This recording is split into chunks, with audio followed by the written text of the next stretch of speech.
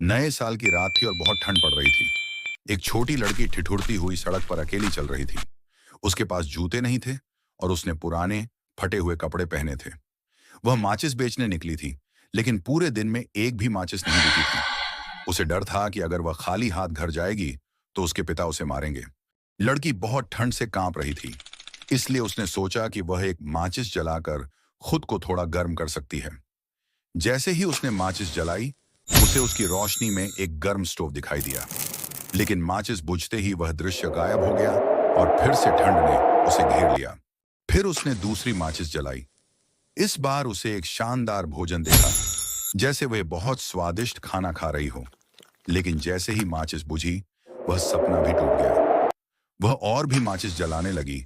हर बार उसे कुछ सुंदर और सुखद दृश्य दिखाई देते, लेकिन हर बार माचिस बुझते ही वह गायब हो जाते। आखिर में जब उसने एक और माचिस जलाई, उसे अपनी दादी दिखाई दी, जो अब इस दुनिया में नहीं थी, पर हमेशा उसकी देखभाल करती थी।